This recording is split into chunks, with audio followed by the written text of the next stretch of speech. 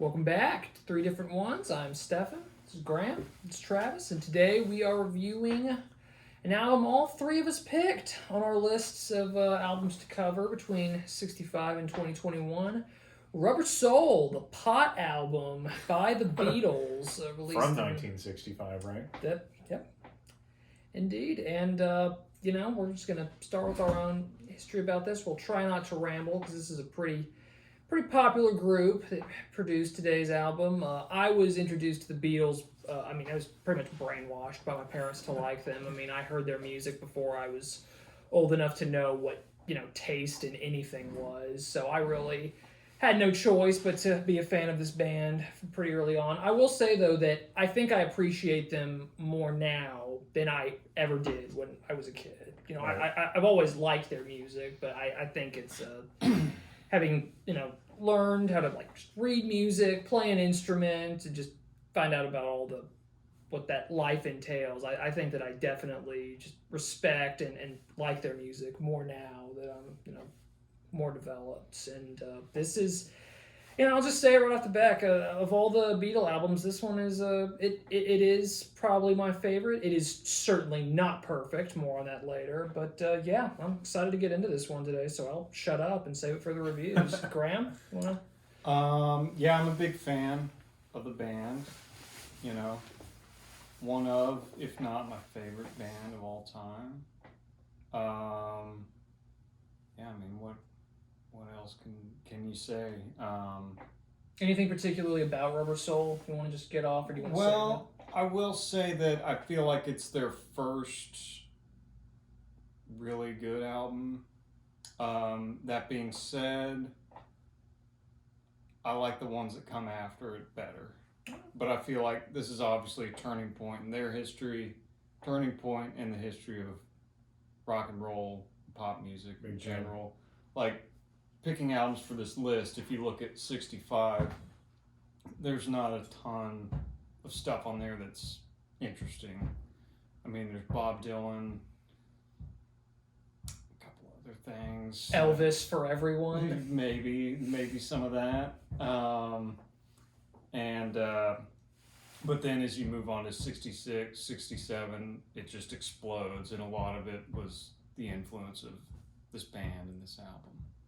Oh, very cool. Travis, anything you want to add? Well, I would say, if anything, my dad is responsible for getting me into the Beatles. Just remember, as a kid growing up, we'd listen to the cassettes in the car, and he was a huge Paul McCartney fan.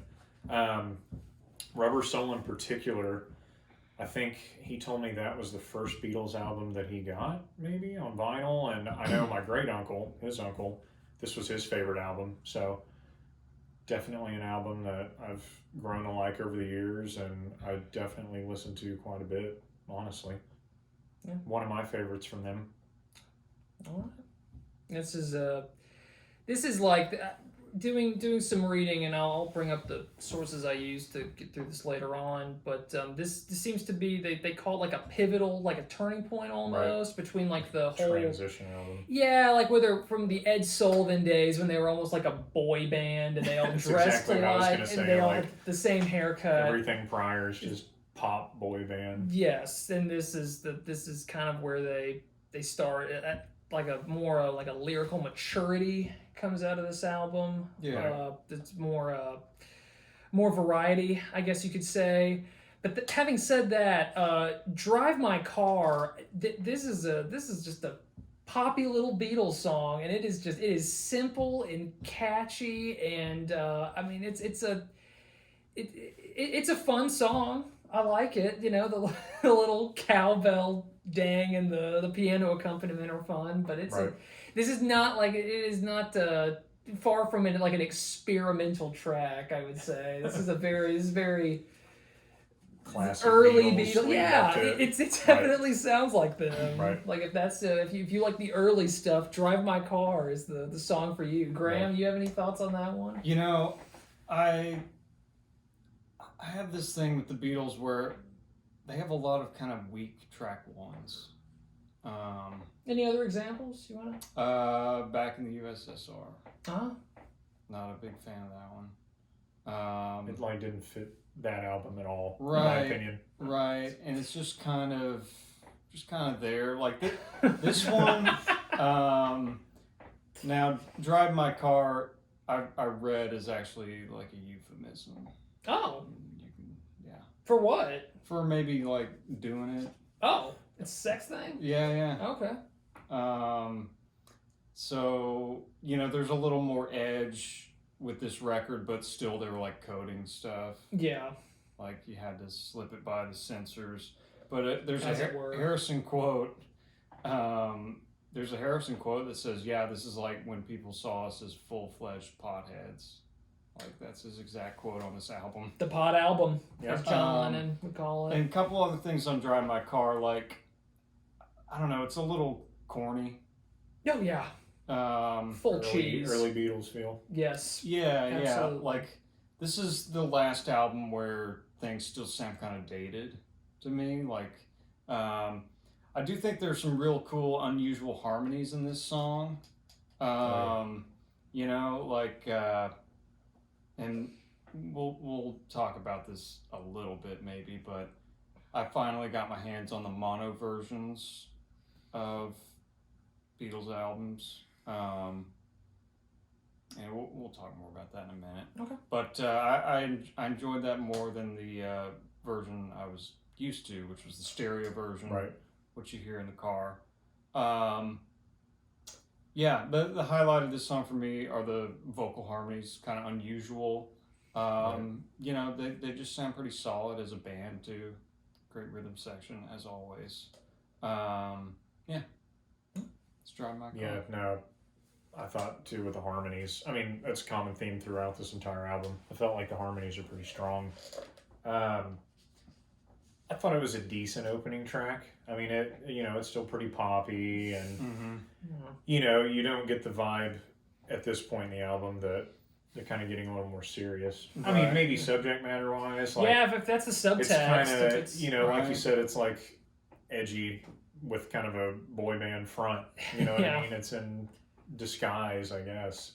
Kind of has that lighthearted, high energy Beatles feel, you know, that Right. previously came before it. Like you said too, with the stereo and mono deal, I found with the headphones, the stereo was really distracting.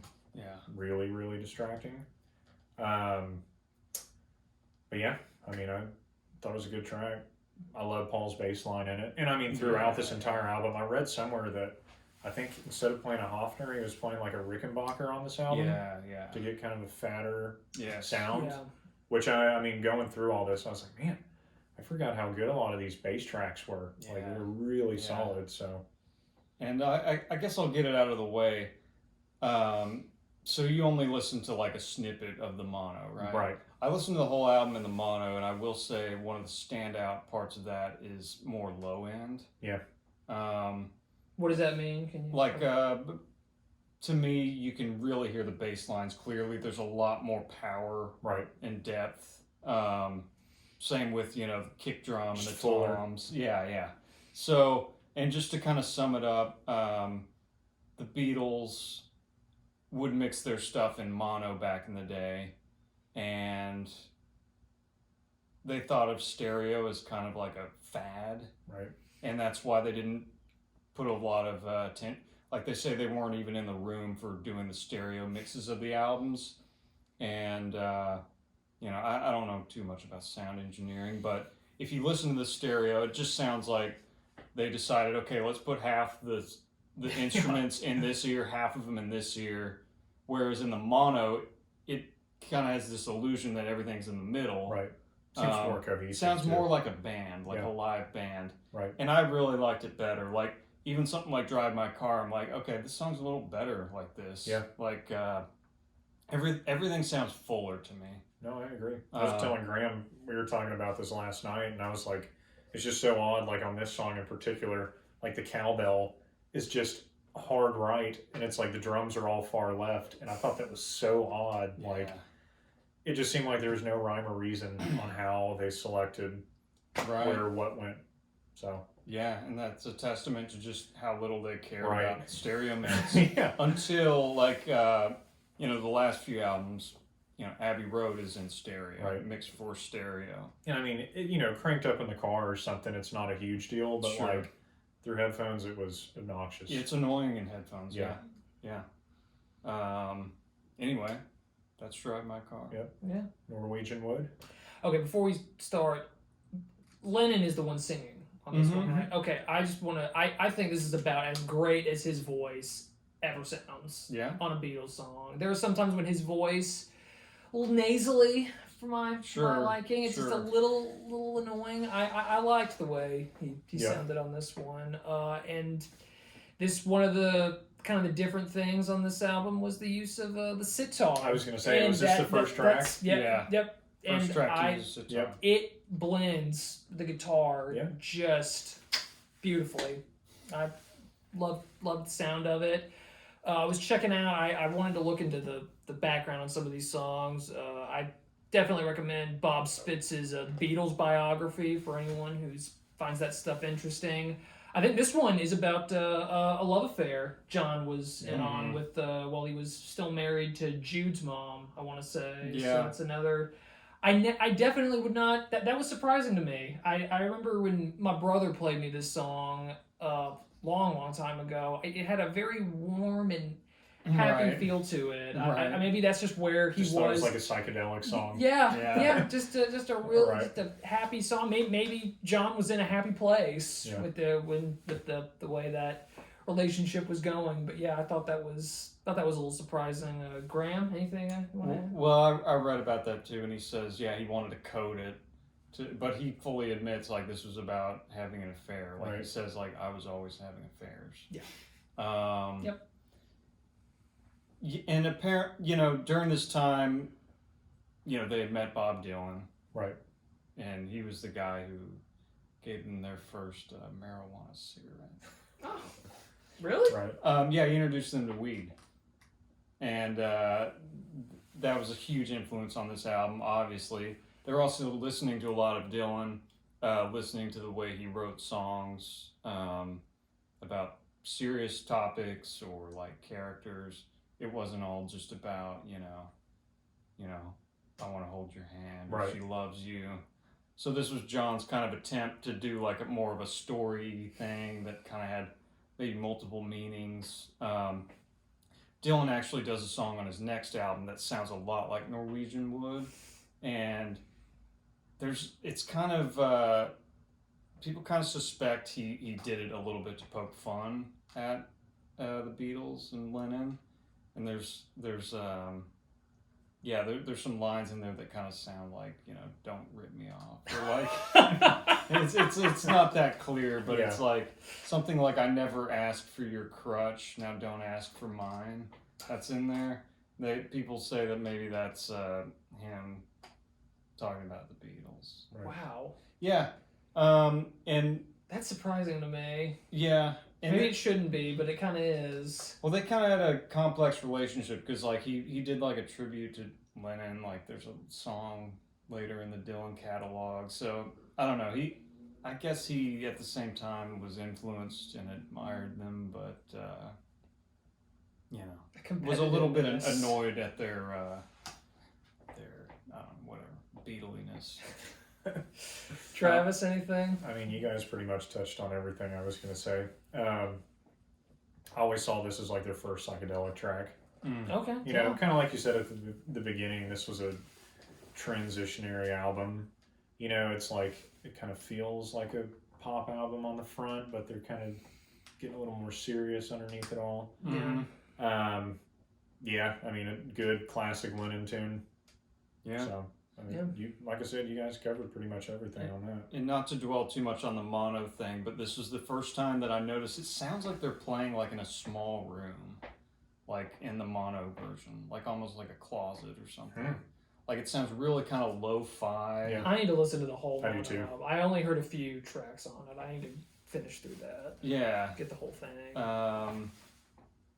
Yeah. I can see that though. Like it seems like it would have been recorded in a small space, like a real intimate deal. Kind of folky and just bare bones. I like the song. Yeah, I've heard it a zillion times, and maybe you've gotten a little tired of it. I mean, it's not my favorite song of theirs. No. it's a little repetitive, but it's cool. Yeah. And continuing that theme of like they're sort of teetering on the edge of like darker material, but there's still that boyishness to them. You Won't See Me definitely felt like that, because I was just the contrast between like the lyrics, which I feel like are a little bit depressing if you just read through them, but it's got that jaunty, happy tune behind it. Yeah. It's a like a lighthearted. Yes. Travis, you want to start us off on this one? It's exactly what I put. Lighthearted Paul jam right out of the gate. I really like the double track vocals too on it. I thought Paul sounded really good on this. Oh yeah. Also thought Ringo's drum work in this song was really good. Yeah. Like it stood out to me. Yeah. I feel like he plays to the music pretty well, but on this one it was like a highlight of the song. Great harmonies and bass line. Yeah. Graham? I dig this song. Again, this album just kind of showcases what great singers they were. Like all their albums do, but awesome harmonies, cool song. It's not like a standout track for me, but as with a lot of these songs, killer bass line, right, killer drumming, solid. Yeah, I agree with that. That's the next song, Nowhere Man, is where the vocal accomplishment on this album was this a single off this album? It's gotta be Nowhere Man. I don't think so, but I could be wrong. I think the singles were Day Tripper and something. Like, I don't think there were any singles that were actually on the album. Right, gotcha. Day Tripper and something else. I might think of it later. I just thought that the harmony, them together, they've got just a great combo of them singing. I thought I don't the Harrison's lead guitar on this one, especially the bit he comes in with after that first chorus, I thought was just juicy, man. I was all into that. I wanted to, y'all are more accomplished guitarists than me. I wanted to hear if y'all felt that or no. I love that part too. It's like the jangliest guitar you'll ever hear, but in a good way. Oh yeah, totally. But just that classic Harrison, it's kind of simple but kind of unique. Yeah. Right. Real jangly and chimey. I love it. So far this is my favorite song on the album. Definitely top 3. But Travis? Something I read that was interesting on this song. I guess it was like the first song that they wrote that wasn't about like love and relationships, and I think I saw somewhere too that like I guess it was about like a fictional character, or not necessarily a fictional character, like John was referring to like a third person kind of thing, and like this is the first time they got into writing about stuff like that, which I thought was interesting. So kind of a departure there from previous Beatles stuff, but love the harmonies, love the guitar in this, super thick bass line. Love the way that sounded. And I noticed too, again, I don't want to get too much into the stereo thing, but the guitar solo was panned so hard far right, like it seemed just, miles away in its own little area, which kind of bothered me a little bit, but not to take away from the song itself. Yeah, great, just great. They could name a song, man. Yeah. Like always solid titles on these, even in the songs I'm not fond of. Yeah. Even the Think for Yourself. This one I had Back and Forth written down. It comes in. There was something about the opening. The tempo of it was really weird to me, and then it speeds up a lot, and then it alternates back. Now are you talking about the word? No. Oh no. Just talking about Think for Yourself. Yeah. Oh, okay. I'm sorry. Oh yeah, I'm sorry. Moving on to track number 5. No. No worries. The opening guitar bit I thought was really strange, and yeah, I got kind of a weirder vibe off of this song. I'm not. I listened to it a few times. Not quite sure how I feel about this one. What are you thinking? What's your impression? That's weird. I had the wrong one written down. Okay, so it goes Norwegian Wood. You won't see me. Nowhere Man. Think for yourself. Think for yourself. Okay, for some reason I didn't make a note on that. Think for yourself. Give me an idea of how it goes. I don't think I can remember the tune on that one. Any like you better think for yourself, little girl. Yeah. Oh yeah, of course, Yeah. of course. You know, it's fine. I don't know. I didn't have much on this one. Yeah. I'll go ahead. Here, so I didn't dislike it, but it feels like very young Beatles Yeah. feel. Yeah, One progression thing, a the little only bit. interesting thing I noted about this song was, and I don't know if this was a keyboard or I read that they used the harmonium a lot in this Ooh. album. Oh, you're talking about the fuzz bass. Yeah, that's the name of it. So there was like this pulsing sound in the verses and like quacking during the chorus. And it was really faint. And I was like, I don't know, it kind of sounds like a keyboard. I don't know what it is, fuzz bass but it was like really faint in the mix. And I'd never paid any attention to it prior to this. Well, there's definitely fuzz bass, but that happens throughout the whole thing. Like Right. there's a fuzz bass track and then there's a regular bass track. I see. To Yeah, me, no, this must have been keys then, but it stood out to me. Yeah, I found my note. Yeah, the fuzz bass is like the highlight of this song for me. Right. It's so cool and sounds better than Right. Lana. I won't keep saying that. Right. As does everything on here. Yeah. Is that all side A? Or is the word on side A too? You know, I didn't really look at it side to side just I because. think the word is on their side A. I Yeah. think Shell might be the last one on the front side. Okay. Stefan, the word? Oh, I was gonna ask you to start us off, but Okay. if you're cool with that, I was just that shrill guitar right off Yeah. the bat on the word just assaults the ears. It's so maybe because it's so unexpected. Yeah. Yeah.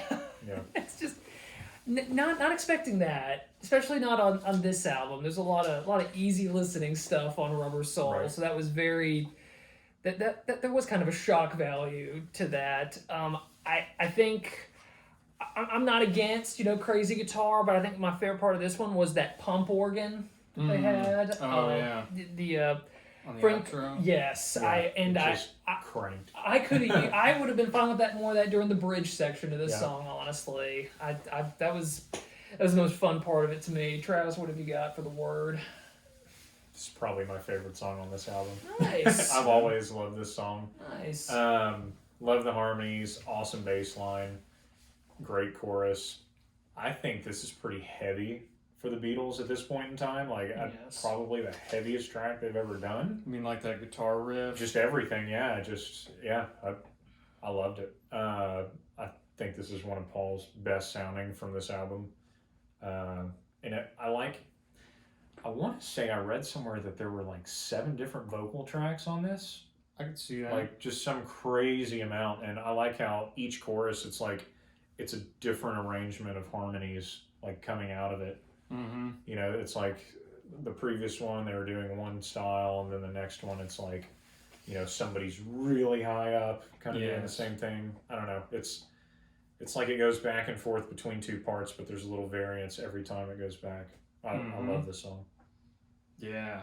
I dig it too, and I think the vocals and the harmonies are the highlight for me. I did note those guitar stabs. Like, I kind of forgot. Mhm. It just sounds like he's just freaking Yeah. walloping that thing. Like, and I'm Just make noise. I'm not sure if that's John or George. I want to say that's John. Oh, really? Yeah, I could be wrong, but it's just those piercing kind of stabs. Yeah, I love it. Oh, yeah. It's, Ringo's drumming on it, killer. Mhm. Love his drum sound. Do you think this album, up to this point, is his best drum work? Yeah, probably. I thought so too. I feel you like mean he really comes into his own on this album. Sure. Yeah, and I think he just gets better and better. Yeah. Oh yeah.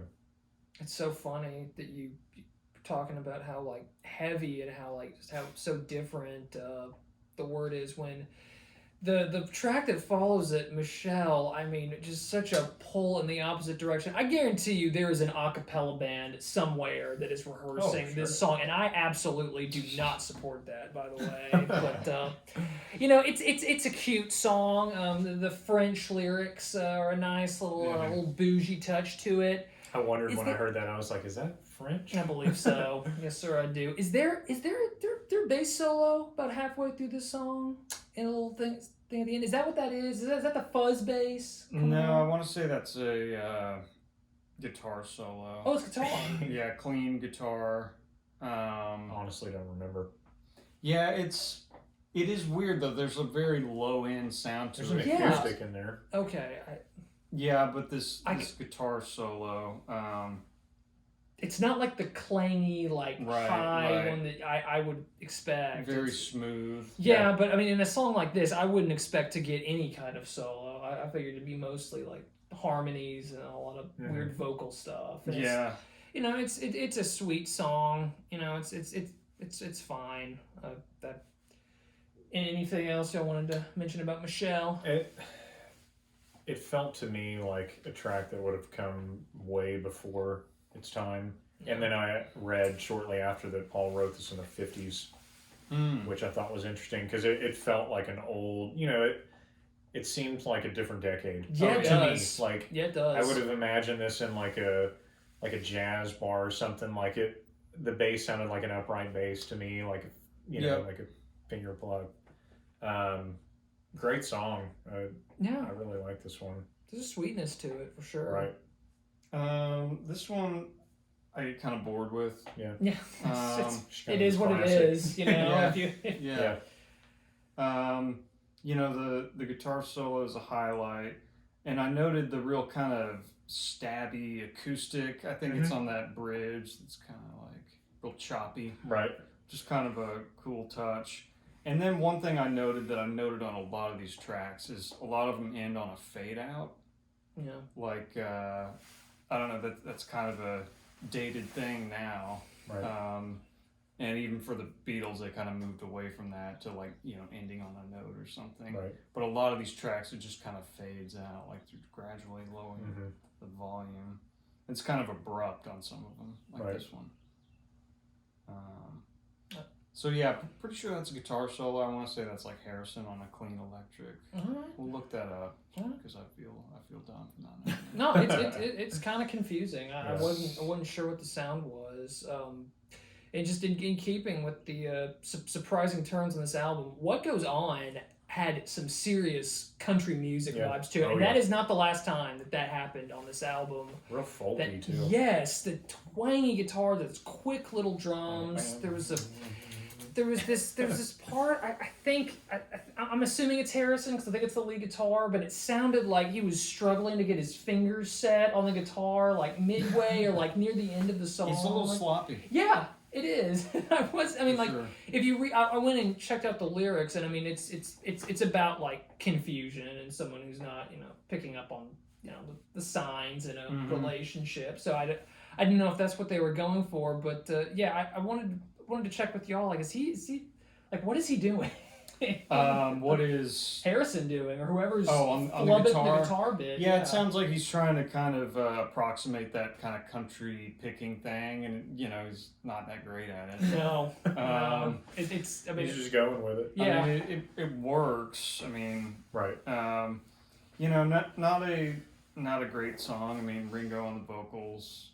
As far as Ringo fronted songs go, though, it's not the worst. No, Didn't John and Paul write this song and then they had Ringo do the vocals? Like initially he wasn't supposed to, but probably. Right. I think they just were like, yeah, I don't think Ringo was writing at this point. Right. But yeah, very country, kind of an outlier on this album. Yeah, I put it feels really out of place. Yeah. I mean, it's a nice change of pace, but it's just real country folky on a pop rock album to me. Mm-hmm. You know, yeah, kind of an odd contrast. And they kind of did a little of that. Oh yeah, in the early days. For sure. I feel like there's a lot of that on the White Album too. that kind of country folky Sure. later down the road. Yeah. Yeah. And it's, yeah, Daryl? and another different direction. It's been a long time since I've taken a guitar lesson, but I remember learning about the capo, and I can still hear that sound even Yeah. before I listen to it with the headphones. That kind of that suppressed guitar. There was something about the way they were plucking the notes in this one. I thought of like an ethnic street fair almost, and like those old like style like harp guitars that you can hear out there. Yeah. There's, yes, Yeah. there's something. It's a very, I don't know. Percussive. Yes. Punchy. Yeah. You're talking about kind of later on when it's Yep. doing that little turnaround Yes. thing. Yeah. Yes. It was really hard to articulate what it sounded like to me. The closest I came was it sounded like some of the like Italian little sonnets that are played in the Godfather movies. That very high, very quick guitar notes to it. Yeah. And it's kind of like a somber romantic vibe, which it's a little. The exhale in the lyrics at the beginning definitely evokes that sort of like longing and the doomed romance. I was going to say, the heartbreak love theme strong in this one. Mhm. Yeah. Yeah, another kind of classic that y'all have probably heard 100 times. I don't think so actually. Yeah. I had not heard "Girl" very often. Yeah. Did y'all notice there was like a weird change of tempo when they're like cool to girl? Yeah. It would change like every time it did that. It was really subtle too. I thought that was kind of cool. I'd never noticed that before. Yeah. This kind of has a different era vibe to it, doesn't it? Yeah. It kind of goes in there with Michelle, really. Yep. Yeah. I mean, not the same vibe, but The Lennon you know, they version. could. The Lennon take. Yeah. He had to have one too. Mm-hmm. Right, and again, I guess they were listening to a lot of Dylan, and you hear that some of that influence. I don't think it has a ton to do with Right. Dylan, but they say we were obsessed with Bob Dylan at this time. Right. Yeah. I'm looking through you. I am right now, Stefan. Looking right through you. Or did somebody have more to say? No. about I Dylan? really didn't. What's I was the? just gonna stare at him until he realized. I was looking through him. kept looking for. There's at the start of the song. There's like this clacking sound that I hear, and I couldn't. It sounded kind of like the horse. dun-dun-dun-dun. Yes. What is Dude, that? I put it sounded like somebody hitting like a leather like pad. Yeah. You know, like Yeah. Right. Some kind of percussion. yeah. Um, I liked it. I do yeah. too. It's kind of weird and just to It went well with the organ, I thought. metronome sounding Yeah. thing. Yeah, just simple. it just sounded like somebody was just kind of Yeah. jamming on it though. It wasn't to any just set I was kind of beat thinking like he was that. clapping, honestly. I could see Just that. claps. Just kind of. Yeah. Okay. That was the sound. Yeah. Just like a real, not like a Right, You know, right. just Yeah. Very light. Yeah. Very light. This was one where another one it's the where standout moment for all of us. No, it's another song though where the lyrics really belie the happy sound of the music. Like it's a kind of a it's Right. the title of this album is kind of like a nod to it. Is it Plastic Soul? Is that the expression? Yeah. Which is kind of like them taking like a self-deprecating view Right. of themselves, where it's like they had been kind of like not terribly ambitious or experimental or very. They were there's a lot of, as you said, like a poppy boy Right. band sound to it, and I feel like with this one, it's almost like the title alone tells you that it's almost like they're coping with the nature of fame. I mean, have they stopped touring yet when this album came out, or was that a few years So, later? It started with this, didn't it? That comes like in between this and Revolver. Right. Okay. They stopped touring in '66. Okay. Right. But yeah, this was right when they were kind of running out of steam and Yeah. finding out like how they could use the studio. Like I think Right. this was the first time that they had like full access. That's why you hear all the different instruments. You know, they were staying there like all night, just doing stuff. Yeah. And that's, then they would finally realize, hey, this is like more fun than Right. playing to baseball stadiums Yeah. with like practice amps. That's fair.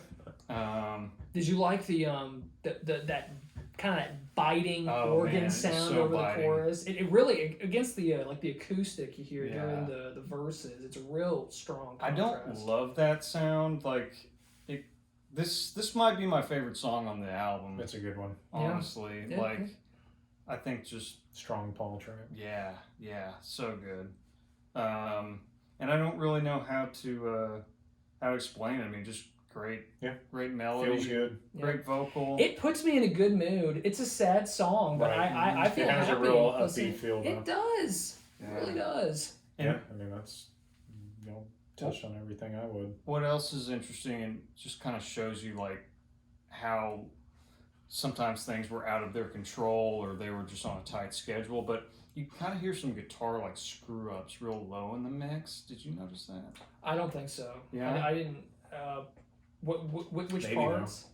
So it'll be kind of like after a lyric, and you'll just kind of hear the guitar like barely in there, like he's unsure of himself.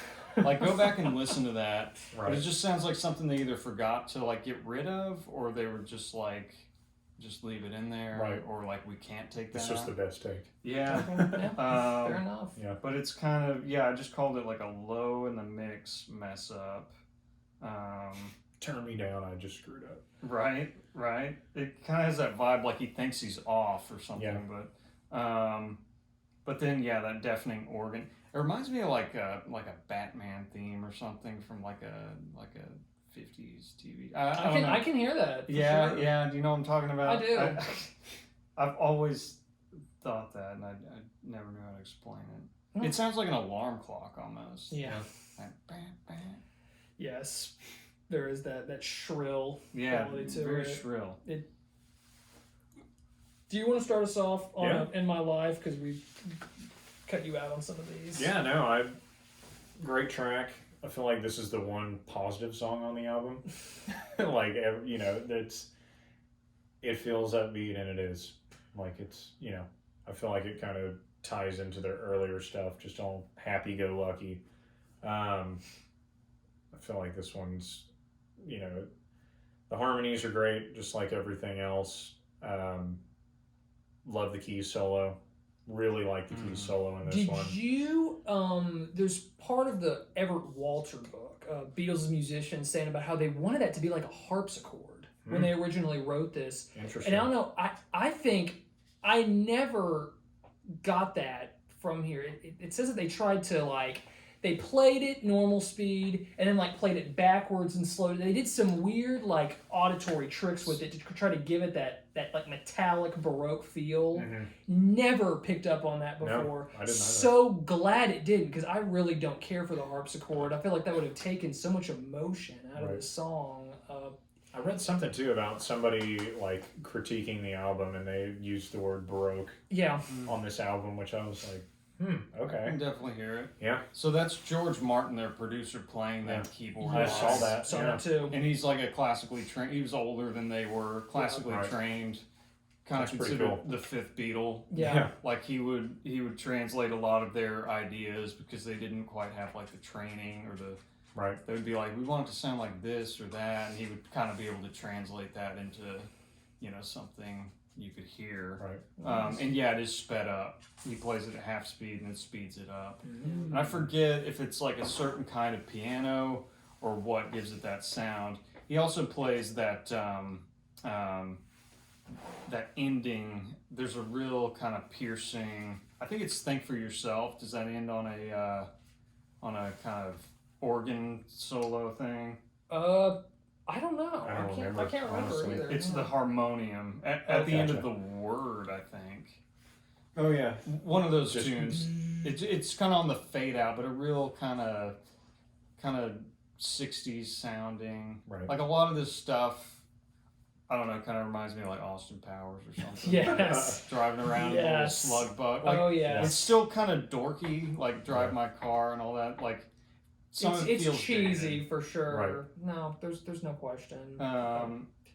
Oh, and then in my life, yeah, this one has kind of been like played so much that, and I feel like it's been ruined by like American Idol and stuff like that. Where it's like, oh yeah, it's like we're doing Beatles week. Really like, glad I don't watch that show now. Yeah.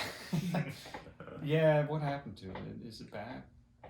There are different versions. Yeah. The Got Talent thing. And everything. Yeah. But you notice too, there were like some kind of interesting guitar strums going on while the keys part was going. Like it just sounded kind of, I don't know. Yeah. Just there. I feel like I'm paying so much attention to that keyboard solo. Right. I mean, it just seemed like you said when on the previous song that the guitar was real low in the mix and it sounded like he was almost unsure. Yeah. These strums were almost, to me, like, all right, what do I do? Yeah. Like the keys are, going. Yeah. What do I do? Right. Yeah. Definitely doesn't draw much attention. No. I kind of said that this song doesn't really fit John. Like it's kind of sentimental. No.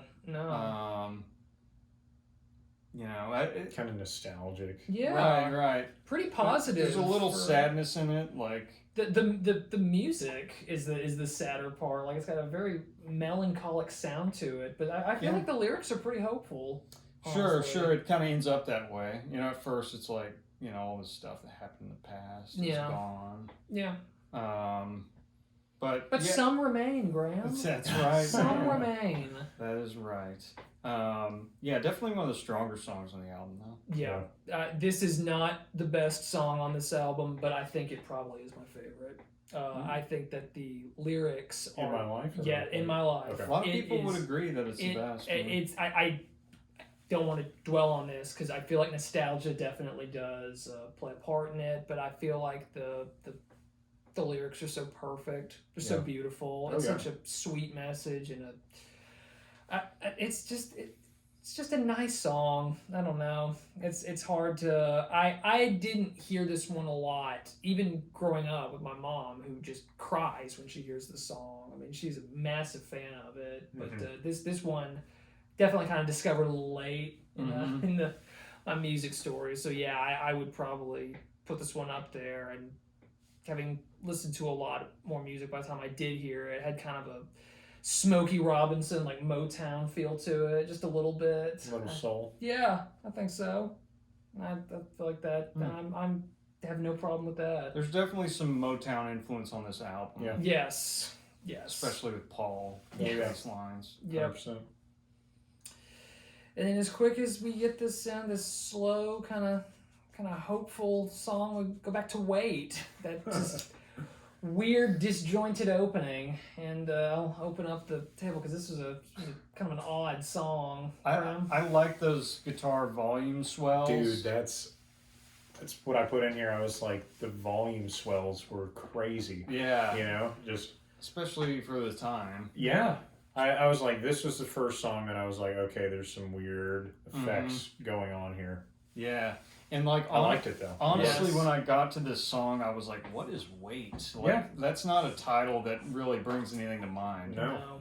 Like, and I couldn't have told you what the song sounded like prior to me going back through this, but then I was like, okay. Like, if you tell people that there's a Beatles song called Wait, they don't. This is not a crowd including me, and I consider myself a big fan. But I know the song. I've heard it before. Right. Some classic Ringo greatness. Not like my favorite song by any means. Cool guitar volume swells. Yeah. Lots of fun. Yeah. They're experimenting. They are fun back and forth. And on this one, there's a real ending versus a fade out. I made note of that. You don't like the fade? I don't mind it. It just kind of stood out to me like, wow, they're doing a lot of that. And I think that was just kind of something of the time. Like, you put out a single on the radio, it just kind of fades out. Anything else? Are we ready for If I Needed Someone? Mm-hmm. If not for Harrison or whoever played lead guitar on this one, I might have actually disliked this song. Honestly, I don't dislike it, but I don't love it. Me neither. I just was there. I'm gonna call lyric "Give Up" when they hit skip. when they hit. that part where they just stopped having lyrics and they're just kind of humming in the background. Yeah. I thought that is that is such. Is this the song that has like the la la la? Or is that one earlier in the album? No, this is this one. The like, Yeah. ooh, la, la. I think so. Kind of on the fade out. If it is this one, I might be thinking of a different song, but I read somewhere they were just kind of like poking fun at the Beach Boys by doing that, which I thought was kind of humorous. That is funny. Well, apparently this album inspired Brian Wilson to write Pet Sounds. Another irony of Right, the yeah. music industry. Wow. And then Pet Sounds in turn inspired the Beatles huge. to do Sgt. Pepper. Yeah. I believe that's how that chronology worked. That's funny. Yes. If I Needed Someone's actually one of my favorite tracks on the Really? album. Yeah. Really? Why's that? I love that shiny guitar intro. Dang. It's beautiful. Yeah. All things guitar in this song are Killer solid. harmonies. Yeah, I think it's mostly about that guitar riff. Yeah. Very jangly. Bass line, cool and kind of flows very fluidly. Flows fluidly. Flows like fluid. I feel like, I feel like I'm such a big fan, and I just don't have a ton to say about this album. Yeah. Like, it just kind of is what it is. It's Rubber Soul. Yeah. Right. Well, ready to cap it off then? Or do you want to anything else on If I Needed Something? Yeah, I mean, I think that's a great song. You know what you guys, John? I might have to re-listen to it, but I guess that was so. the one I wrote the least about. I was pretty underwhelmed Probably by my it, least honestly. favorite. I should go revisit it though. Yeah.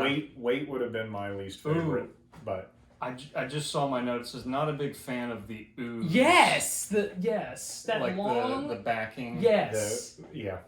And there's one part where that's all you hear in Right. the vocals, and I thought that was just so cheap. Like, just Yeah. don't sing in that part. They could have been taking the piss, as they'll say. in Yes.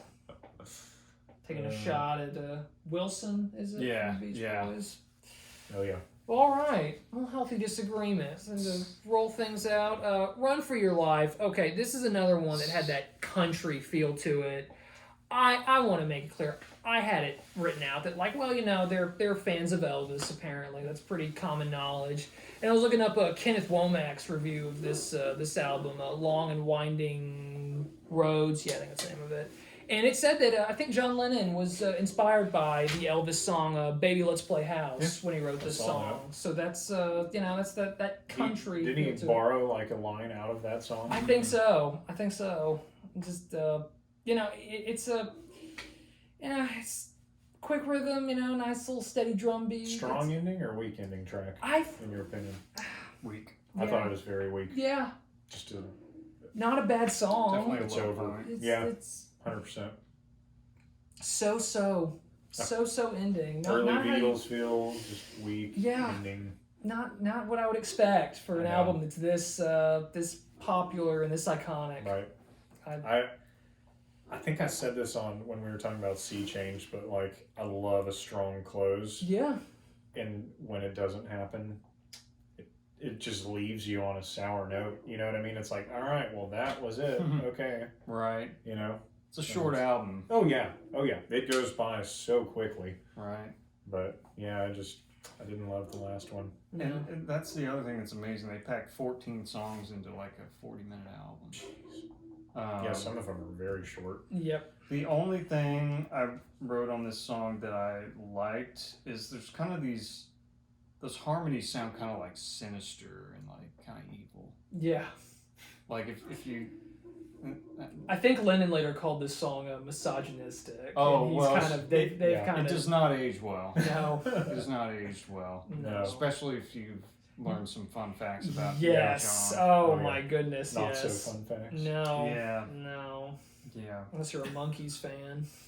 It's Do you have unfortunate. anything else on that one, or is that it? It fades out.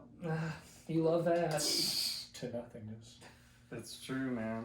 Well, what's your overall sentiment on this album? You know, to me, it's like their first one that you definitely need to hear. Yeah. I think every album that comes after it is better. Yeah. Personally. Oh yeah. Like A necessary album though. Oh, yeah. An important one. But Right. like Revolver to me is like a perfect album that comes right after this. Right. Like I think Revolver's like twice as good as this. Yeah. I would probably have to give this like an 8 out of 10. Strong. And you would recommend it? And you know, part of it's probably bias for being like it's Rubber Soul. Yeah. It's the Beatles. Right. It was 65. You know. Yeah. This is if It's this cutting edge. if this It's had ahead of its been time. yeah, I mean, you know, for a Beatles album, I might give it like a 7. Like just if we're talking. Right. That's a pretty amongst high the bar. catalog. Sure. Yeah. Yeah, relative to the rest. But you know, it's not one that I hurry to listen to the whole thing. Right. Yeah. Often, like Yeah, I'll I go see back why. to Tracks on it. That I'll Yeah. go back to select tracks. You know, I'm Looking Through You is probably my favorite one. That's good though. I mean, there's strong standalone tracks on it, Mhm. Absolutely. which is important. Yeah. Definitely. To me, not great. Just listening to in one sitting. Right.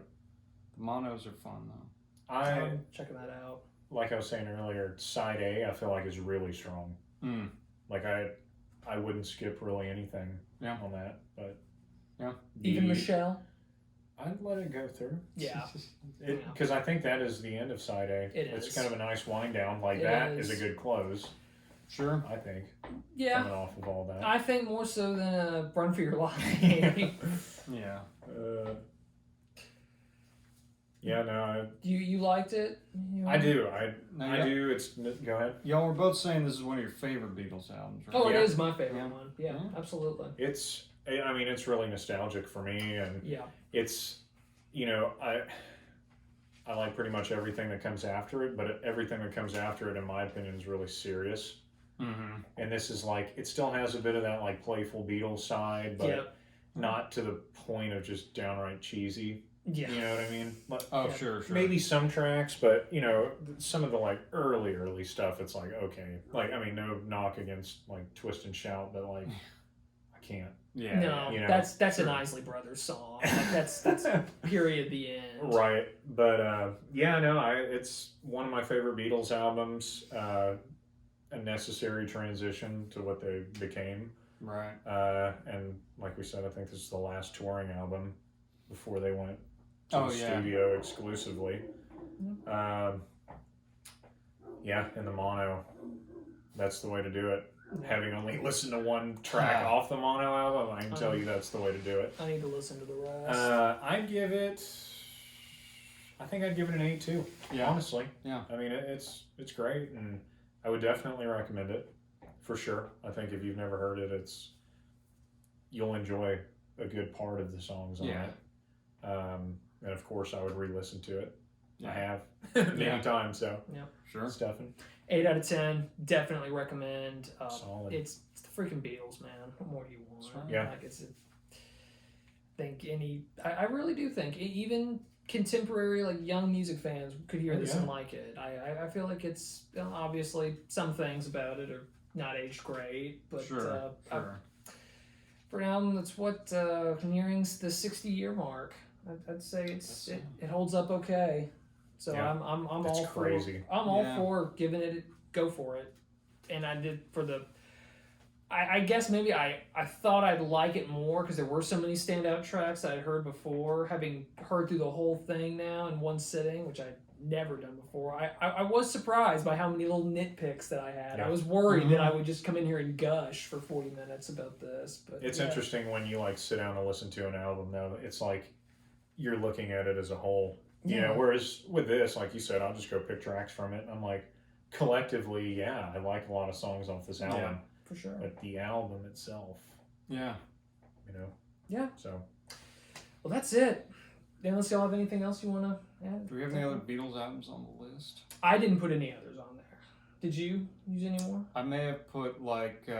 You put Revolver on there, surely. Did I? right? I mean, I hope you said I it was think a perfect somebody album. did. I did. I think you did. Maybe. Well, we might I'll get have back to to look, it. yeah. I want to say I put one of the psychedelic era, Yeah. which. I know you put Magical Mystery Tour on there, I think. Okay. Perfect. The EP Magical Mystery Tour.